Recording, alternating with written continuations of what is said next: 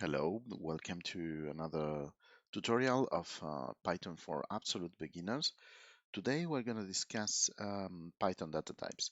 This is a very different session. It's not going to be very hands-on.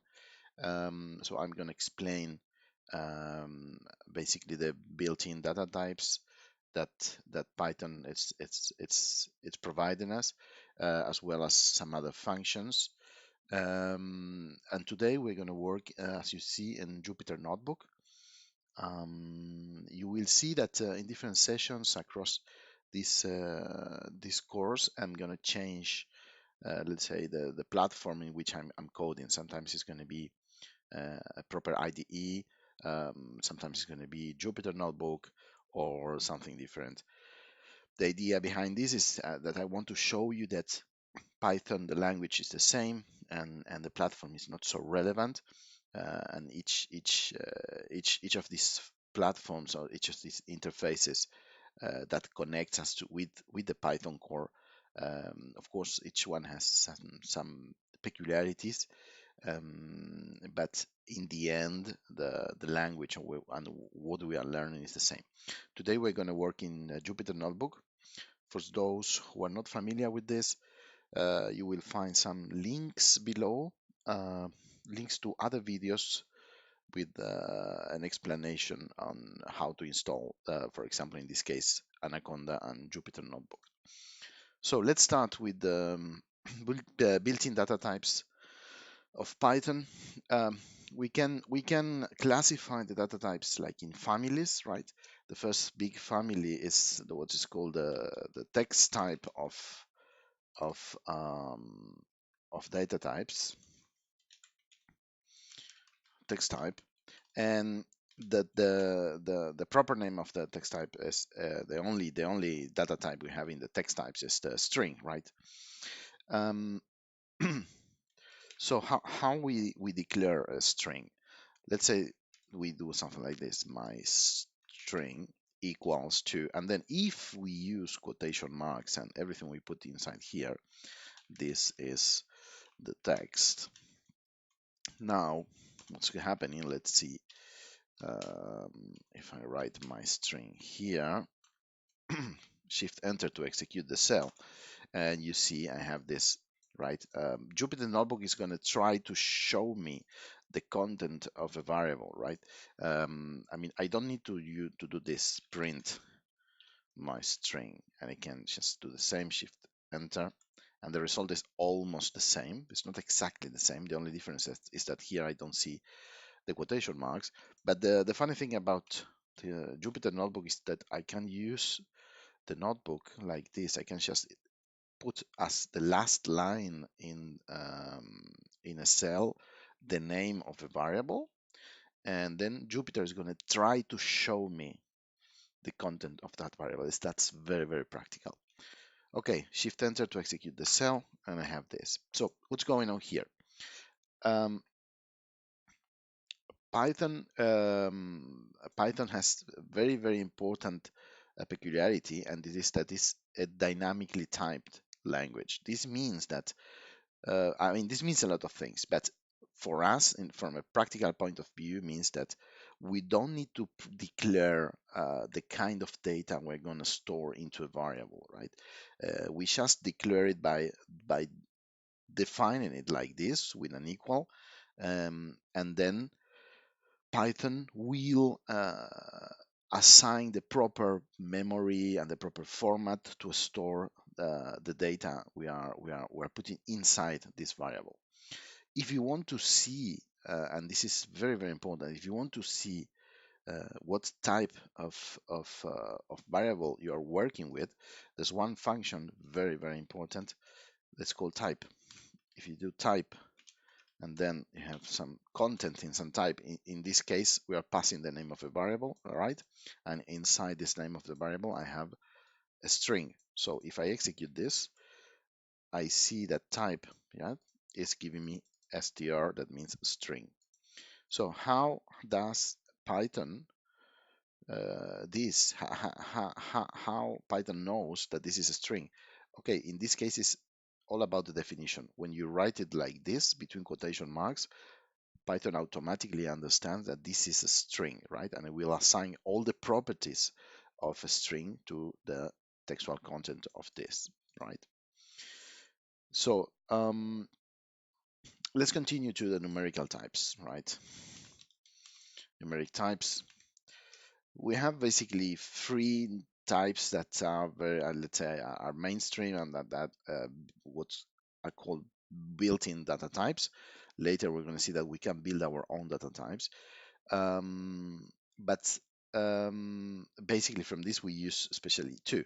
We have three. One is going to be integers, another is going to be float, and another one is going to be complex. Okay, so let's see how we define each one. Let's say that I want to create another variable called my age equals to 40. Yes, without quotation marks and without commas. If I want to see the type of this, I just do like this, my age, and let's see what Python is reading from this declaration here. Shift enter, and I have this, and it is an integer, right?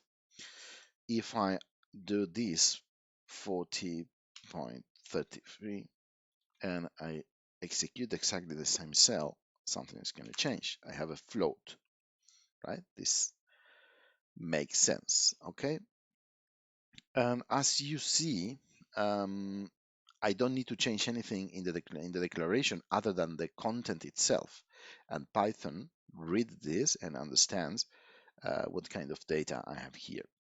Let me show you some other data type, very, very interesting. And let's say some complex number equals to, and in this case, you remember, maybe if you remember something from school or from university, that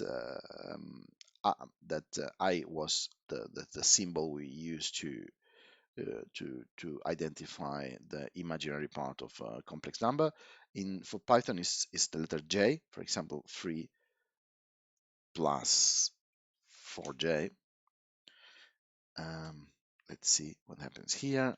Type some complex number, shift enter, and I have complex. Okay.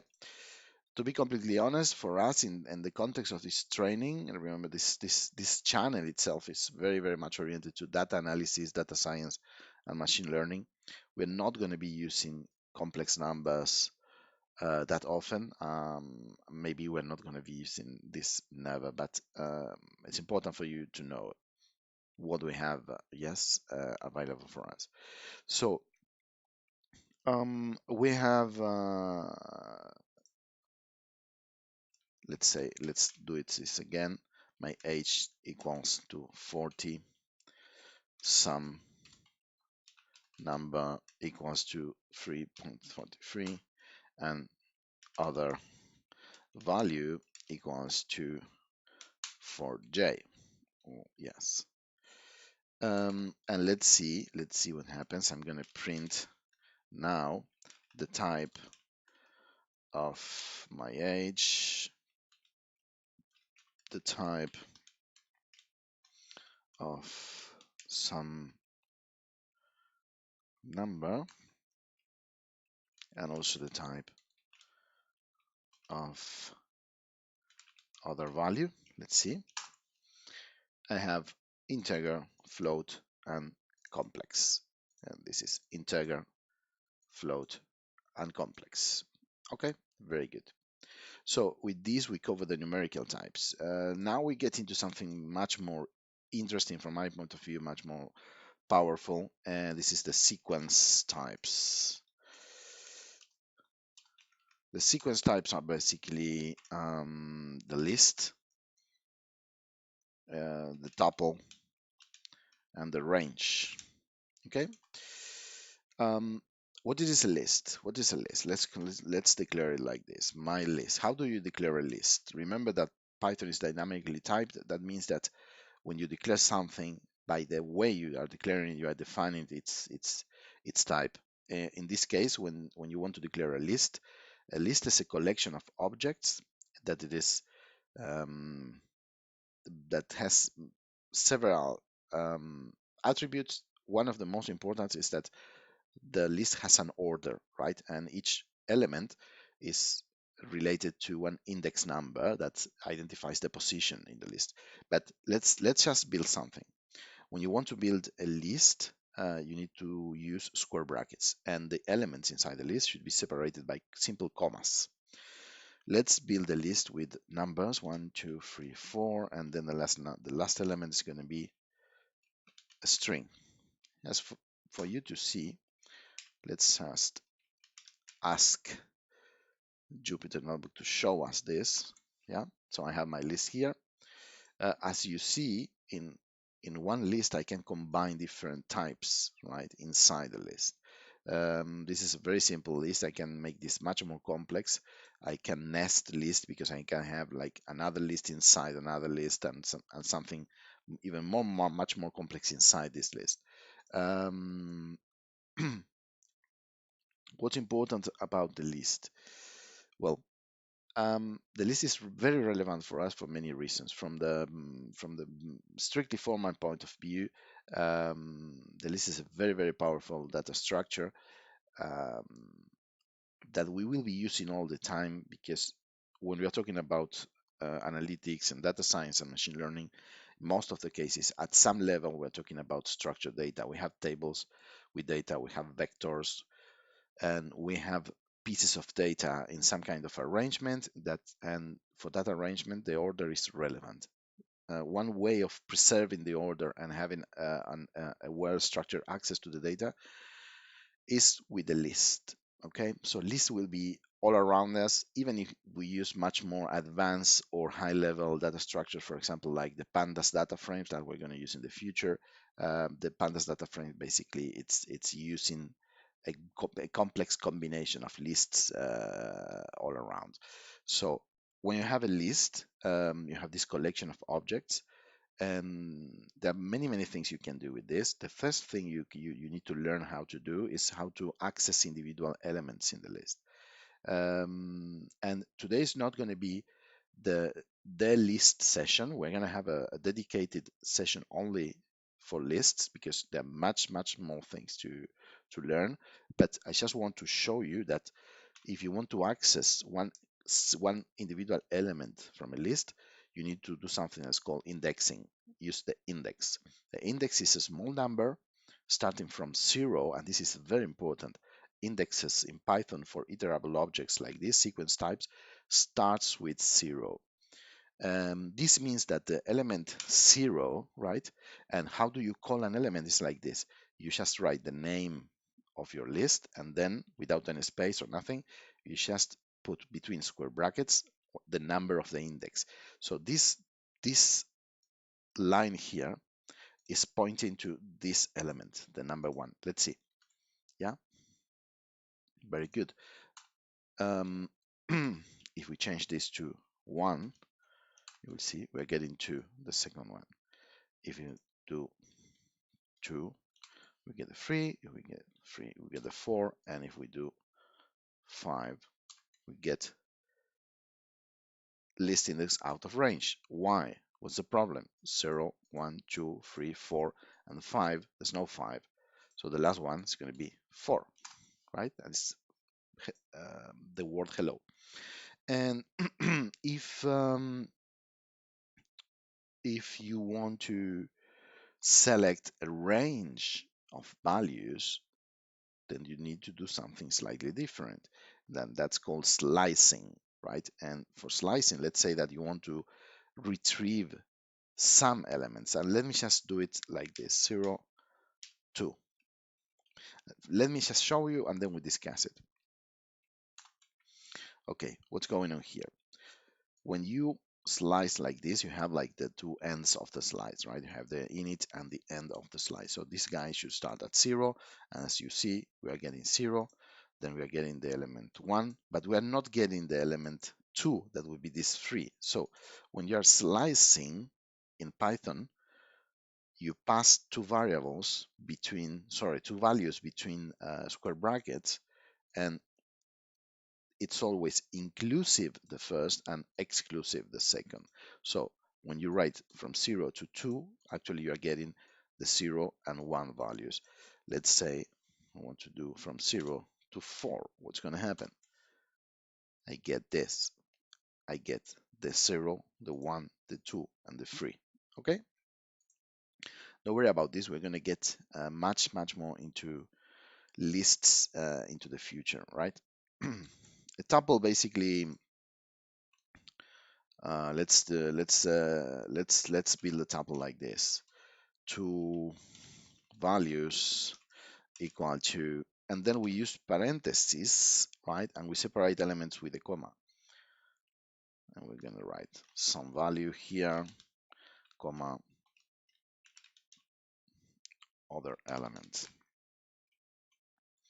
Let's see what's the type of this.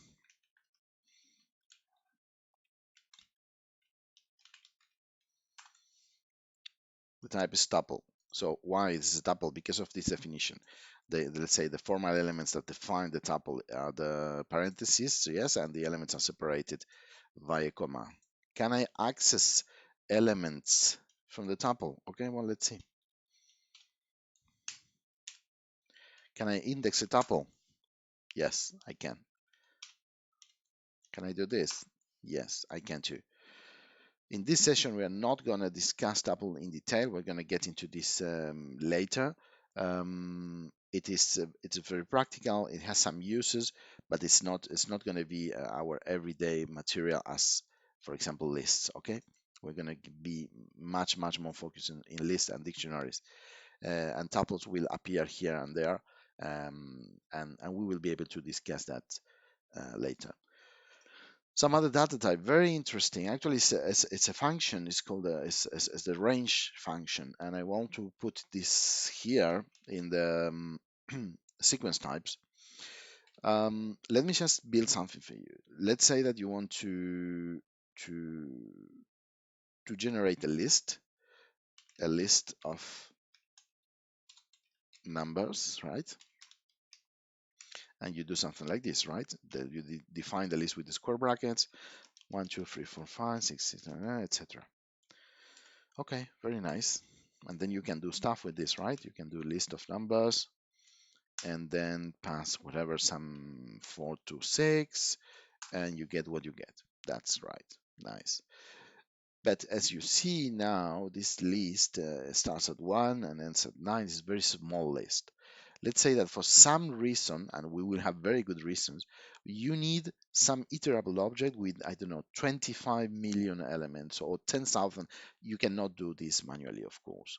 So you need something to generate this like this sleeping iterable, right? This abstract construction of a sequence, right? So that's why we have something called this range function. Um, Let me remove this. Let me delete this. How do we use this? Okay, so first of all, let's see how we define the range. To define the range, we need to use a function that is like this, range, and then we pass some parameters. Let's start with the simplest way. Let's say range 10. Okay, first of all, let's see what's the type of this. Okay, so as you see, this object range 10 is recognized by Python as a range object. Okay, very nice. So what happens if I just try to like print range 10? Okay, I have like, this is redundant, right? Range, I have range 0 10. I'm going to discuss this in 2 minutes. Let's see. Okay, I want to print it. I don't know what's going to happen. I get the same thing. So how do I extract these values from inside here? How do I build something that I can visualize? Well, there are many ways, but one thing you can do is you can transform this range into a list. And now I'm introducing something new, actually. It's the list function. List of range is going to generate actually a list. It's going to try to read, okay, what's range about? Start from zero and okay, I'm going to try to build a list with this. Let's see what happens now. Shift enter. Oh, good. Very nice. So actually, I can use range, for example, instead of 10, let's do 100. Bam. I have a list of 100 elements. If I need 1 million elements, my long list equals to list of range 1 million, shift enter. And now I have in memory, let's see, let's have a look. Type my long list. Yeah, immediately, it's immediately generated. I have this nice, long, powerful list generated by this very, very small line.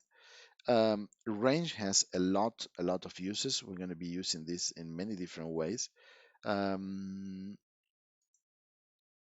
One other important thing is that with the list, let's make it smaller just to have a look. You can have some more control. And let me just write my long list here.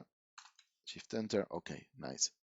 Um, Actually, you can pass two parameters. This is where I start and where I finish my my range object. Let's see, shift enter, nothing changes.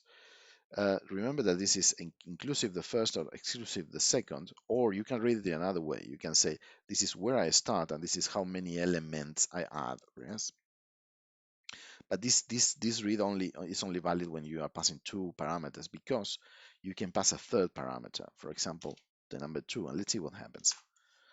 This means that I start here, end here, exclusive, and jump 2 by 2 elements, right? So I have 0, 2, 4, 6, 8.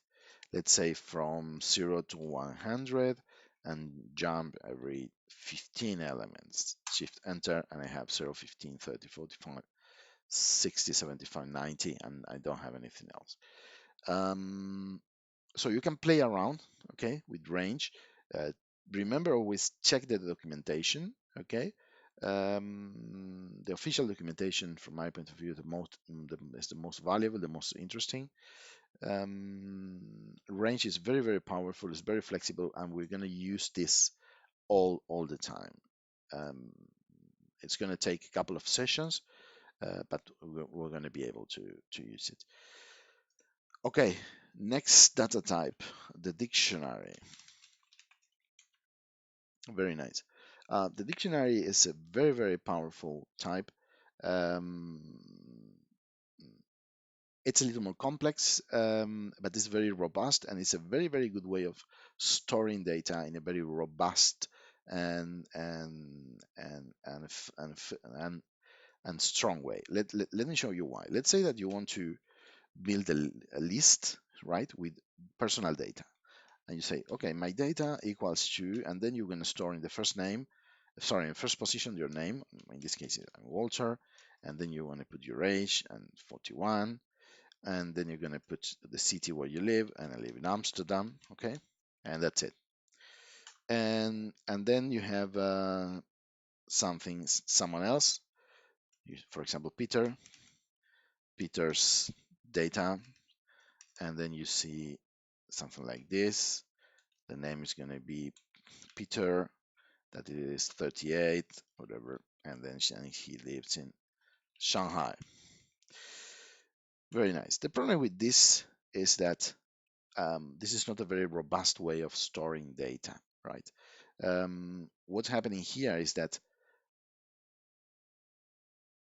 each piece of data has a meaning. For example, the first element is the name, and the second one is age, and the third one is a city.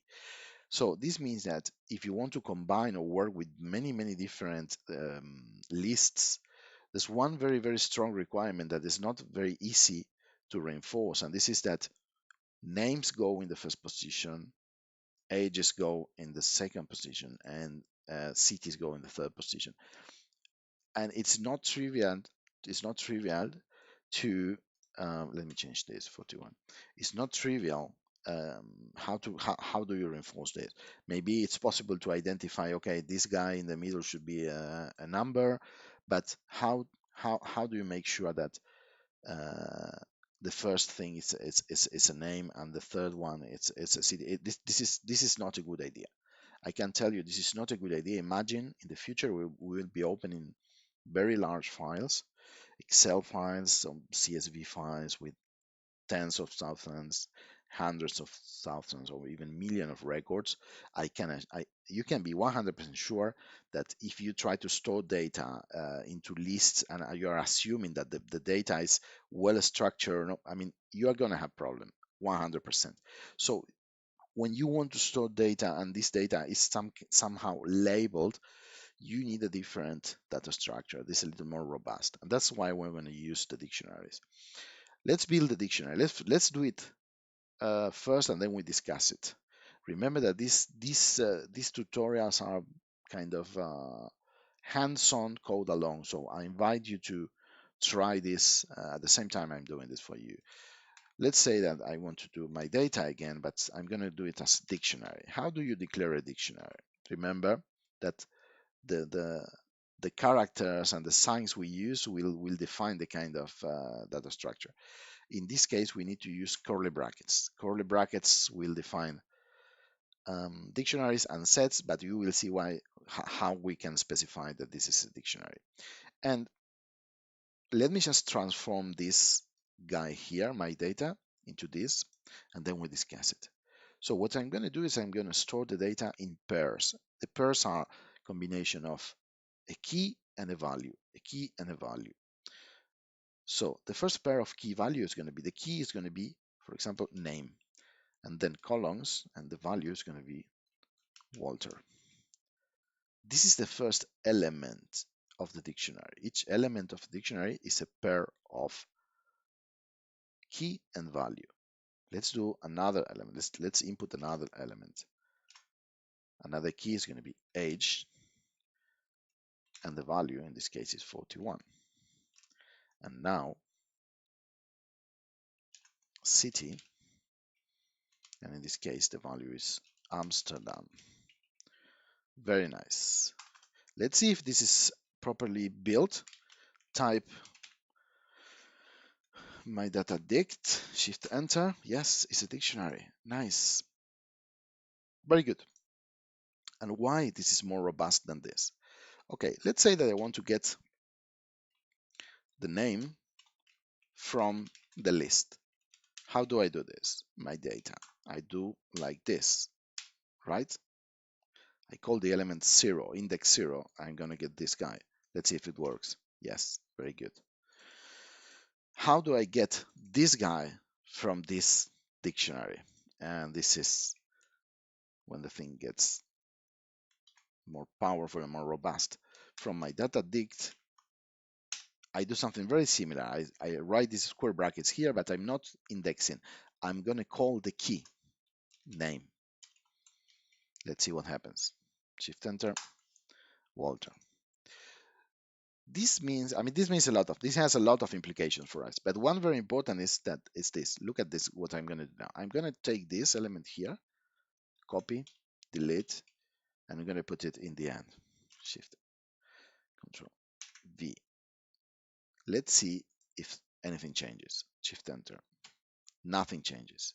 So by using the keys to call for content inside from a dictionary, you are now free of these problems with the position inside a list.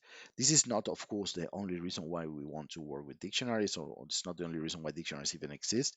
There are many other good uses for a dictionary.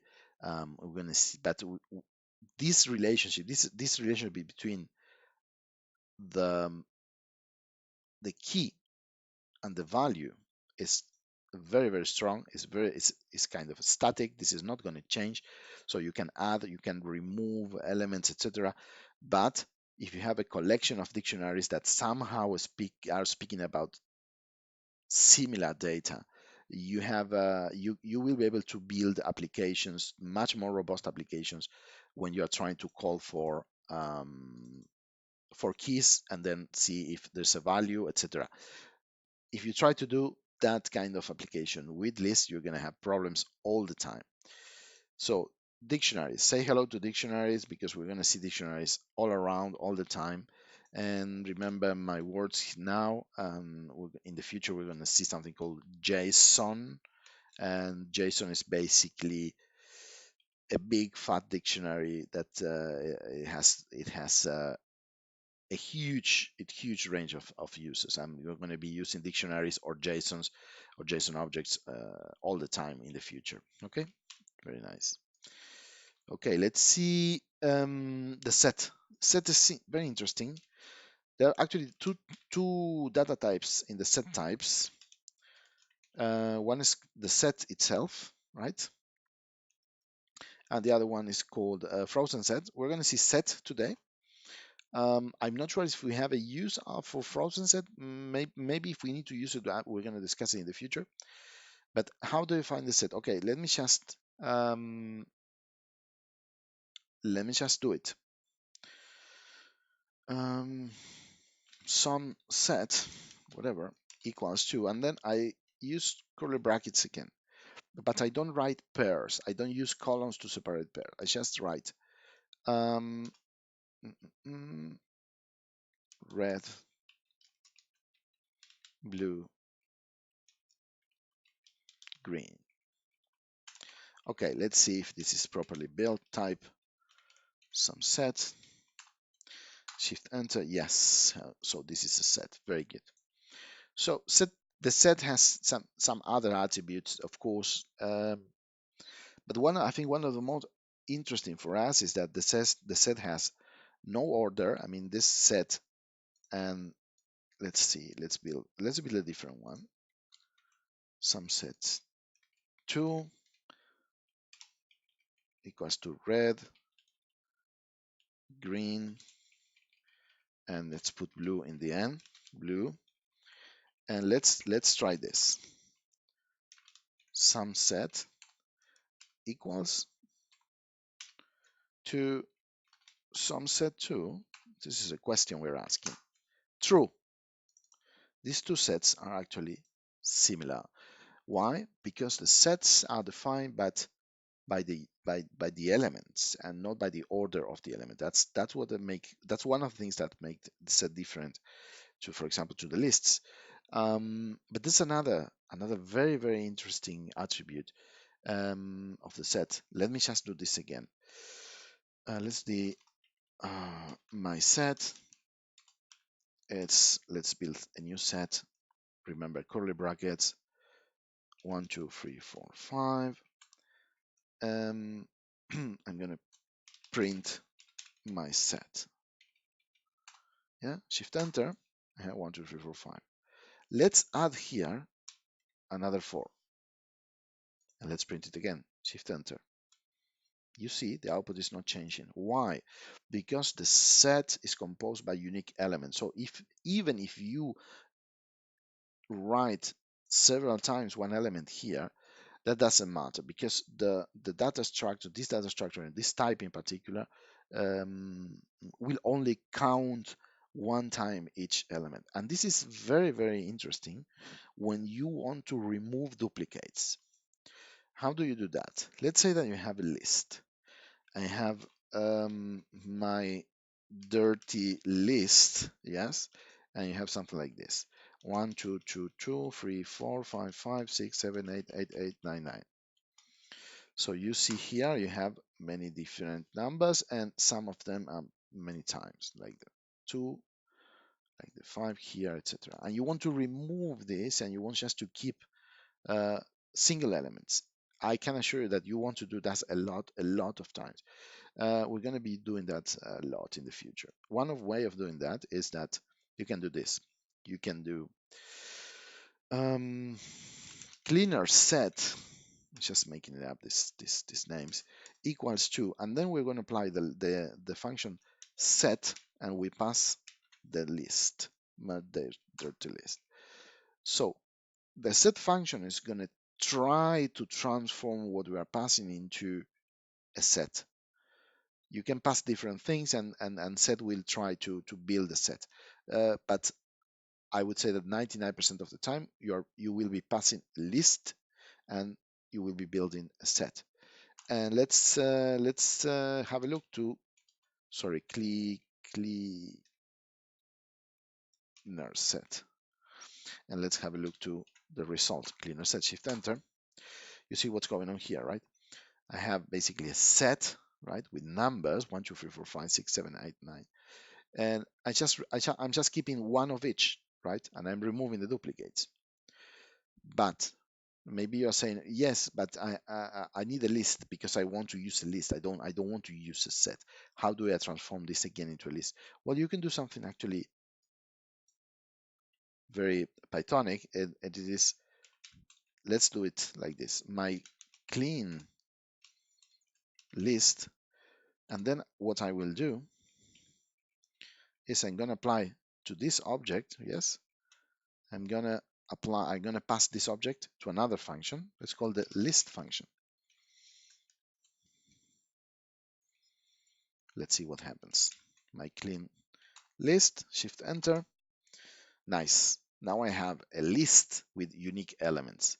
So what's going on here? And this is very important. So first of all, this is executed from inside to the outside. So first of all, I'm passing my dirty list, right? That it is this big guy here, and I'm applying the function set. So I'm transforming this list into a set. This means that I'm removing the duplicates, but this object here that I'm highlighting here is a set. And if I want a list, what I can do, I can pass it to the list function that will give me a list. Yeah, very good, very nice. What else? Boolean type. Okay, let's do an example. Let's say that I do 4 equals 4. Sorry, shift enter. I have true. 4 equals 5. Shift enter. False. True and false are the two values that this is how they are written in Python of the Boolean type. So you can build, actually have a status variable equals to, and you just write false. You see that when I write false here in the Jupyter Notebook, this gets like with a different style. This means that this is recognized as a system, as a Python object, right? Shift enter. Let's see what is the type of the variable status. Shift enter. It's a Boolean. Okay. How do I make it true? Type status. It's a Boolean. Okay. Why do I want to do? When do I need this? Okay, we're gonna use this maybe in 2 or 3 sessions, in 2 or 3 videos, because we will need to impose some conditions in flow control with if, with while statements, and we will be making some logical tests, right? And those logical tests will give us a true or false. So we are going to get into the Boolean types in a very practical way in the future. So this is not all. These are not all the built-in data types, but I think that with this we have covered everything that we're going to see. So let's recap. We have first the string str type, that it is the text type, the only text type we have. Then you have numeric types, and you can have integers, float, and complex. And from these 3, integers and float is the most used, are the most used. Then you have sequence types, very, very powerful, very used. List, I think, is the king of the sequence types. Then you have the tuple and the range function, actually. And then we have another types. These are actually called the mapping types. And the mapping type in Python, it's a dictionary. It's the only mapping type we have. And remember that the dictionary, it's a collection of pairs, and the pairs are composed of a key and a value, right?